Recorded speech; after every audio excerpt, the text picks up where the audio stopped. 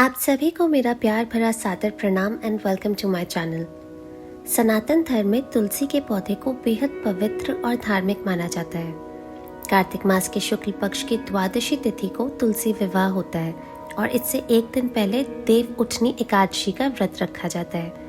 देव उठनी एकादशी का क्या महत्व है और क्यों इतने लंबे समय तक विष्णु जी सो जाते हैं, इससे रिलेटेड वीडियो भी मैंने बनाया है और उसका लिंक आपको कमेंट सेक्शन में मिल जाएगा, तो आपसे निवेदन है कि उसे भी ज़रूर देखिएगा। आइए आप जानते हैं कि तुलसी विवाह के पीछे क्या कथा है। हिंदू धर्म ग्रंथों के अनुसार वृंदा नाम की एक कन्या थी। वृंदा का विवाह समुद्र मंथन से उत्पन्न हुए जालंधर नाम के राक्षस से कर दिया गया। वृंदा भगवान विष्णु की भक्त थी और एक पतिव्रता स्त्री भी थी। उसी के पतिव्रत धर्म की शक्ति से जालंधर ना तो मारा जाता था और ना ही पराजित होता था। एक बार देवताओं और दानवों में युद्ध हुआ। जब जालंधर युद्ध पर जाने लगे तो वृंदा ने कहा, स्वामी आप युद्ध पर जा रहे हैं, जब तक युद्ध में रहेंगे तब तक मैं पूजा में बैठकर आपके जीत के लिए अनुष्ठान करूंगी और जब तक आप वापस नहीं आ जाते मैं अपना संकल्प नहीं छोड़ूंगी। वृंदा के इस संकल्प के प्रभाव से देवता भी जालंधर को ना जीत सके। सारे देवता जब हारने लगे तो भगवान विष्णु जी के पास गए। सबने भगवान से प्रार्थना की तो भगवान कहने लगे कि वृंदा मेरी परम भक्त है, मैं उसके साथ छल नहीं कर सकता।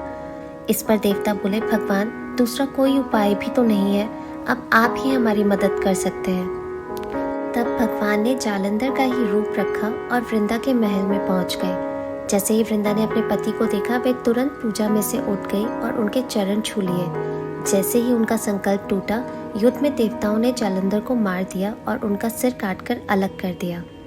वृंदा को जब भगवान विष्णु की माया का पता चला तो वह कुक्रुद्ध हो गई और उसने भगवान विष्णु को काला पत्थर बनने का श्राप दे दिया। भगवान को पत्थर का होते देख सभी देवी देवताओं में हाहाकार मच गया। फिर माता लक्ष्मी ने वृंदा से प्रार्थना की। तब वृंदा ने जगत कल्याण के लिए अपना श्राप वापस ले लिया और खुद जालंधर के साथ सती हो गई। उनकी राख से एक पौधा निकला। तब भगवान विष्णु जी ने कहा, आज से इनका नाम तुलसी है और मेरा एक रूप तुलसी के पास पत्थर के रूप में रहेगा, जिसे शालिग्राम के नाम से तुलसी जी के साथ ही पूजा जाएगा और मैं बिना तुलसी के प्रसाद स्वीकार नहीं करूँगा। तभी से तुलसी जी की पूजा सभी करने लगे और तुलसी जी का विवाह शालिग्राम जी के साथ कार्तिक मास में किया जाता है। जिस घर में तुलसी होती है वहाँ यम के दूत भी असमय नहीं जा सकते। गंगा व नर्मदा के जल में स्नान तथा तुलसी का पूजन बराबर माना जाता है। चाहे मनुष्य कितना भी पापी क्यों ना हो, मृत्यु के समय जिसके प्राण मंजरी रहित तुलसी और गंगा जल मुख में रखकर निकल जाते हैं, वह पापों से मुक्त होकर वैकुंठ धाम को प्राप्त होता है।